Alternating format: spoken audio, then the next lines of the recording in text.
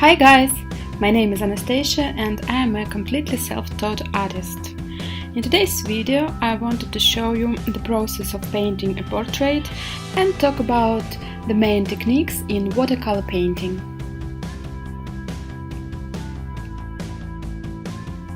At the beginning I decided to make one first wash for all the picture, the skin tones and the background, but then I realized that my background is too light and wouldn't cover the skin tones colors if they mixed. So that's why I left it for a while. There is one general rule in watercolor painting. You can always cover the lighter color with the darker one, but not vice versa. There are several ways to mix flesh tones in watercolor. When you use only one tone for lighter parts, one for mid-tones and one for darker parts, your portrait will look flat. You should remember that our skin tones are more complicated than just pink or beige colors. In fact, skin tones are based on a combination of red and yellow pigments. For the skin on this portrait, I used Naples yellow-red, yellow ochre, red, pink, and for shadows I used burnt sienna, sepia and French ultramarine.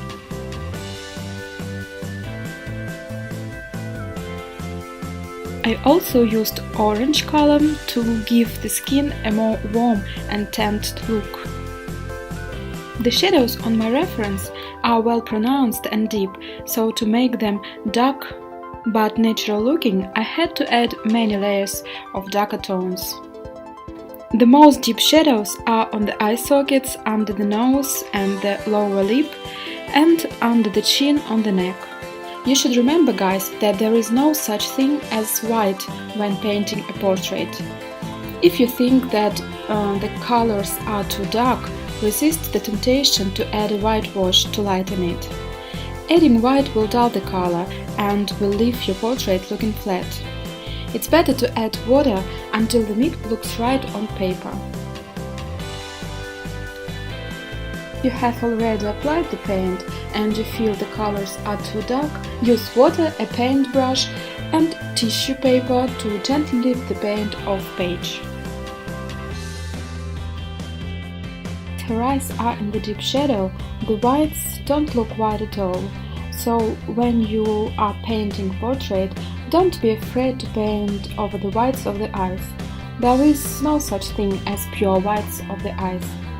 You can enhance the contrast between the whites of the eyes and the skin when you add the mid-tones and details in later.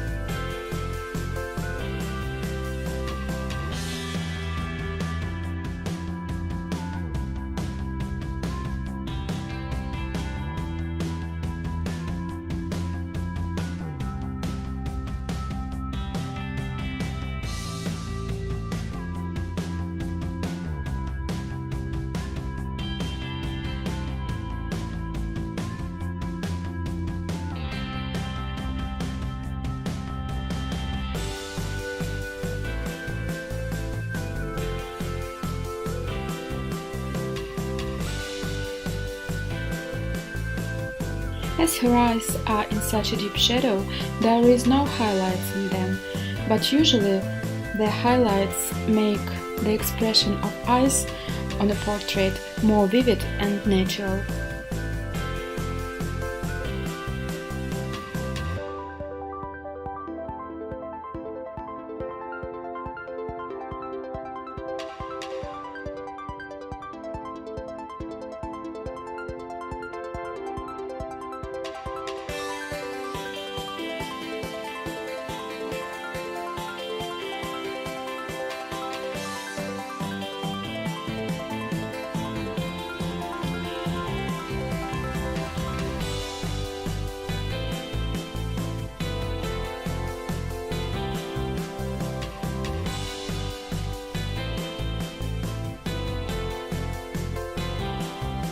To her red lipstick I added the orange color to make it look more bright.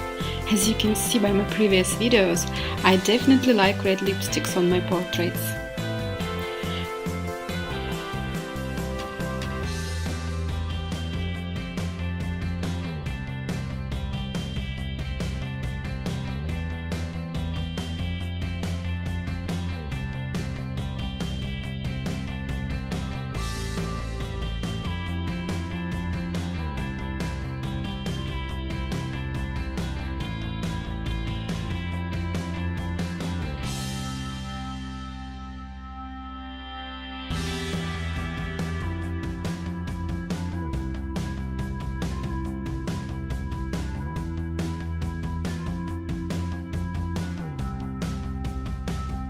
To paint the neck and the shoulders, I used the same technique as on face.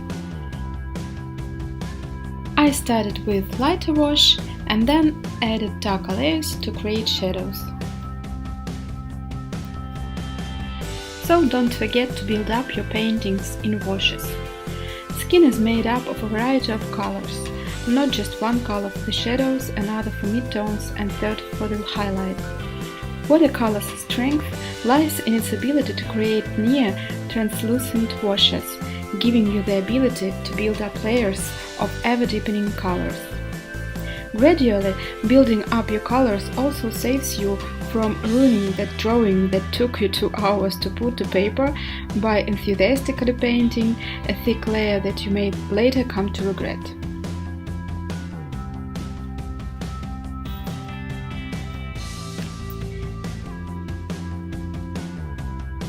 I usually use a test paper to avoid colors I don't want.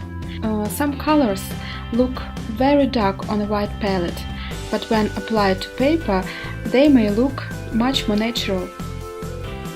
Having said that, it's easy to forget that watercolor lightens as it dries. For this reason, it's always helpful to have a test paper handy. Make sure the test paper is the same type of paper as the sheet you're painting on, as the paper plays a part in the final color you see.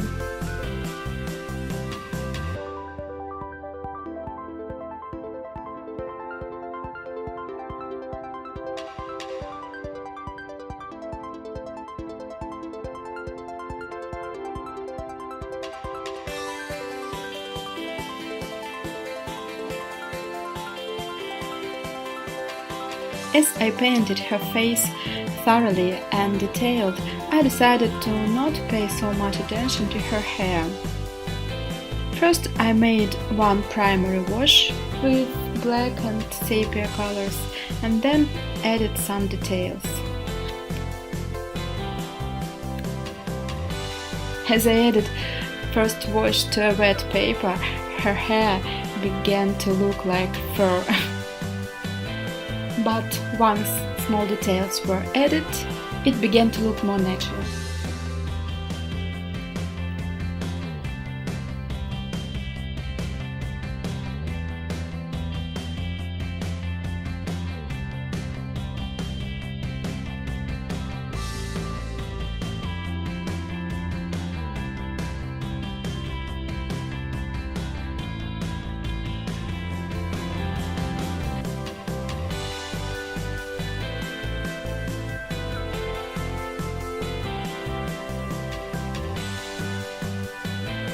Well guys, I really tried to be useful and to give you in this video some primary rules of painting a portrait with watercolors.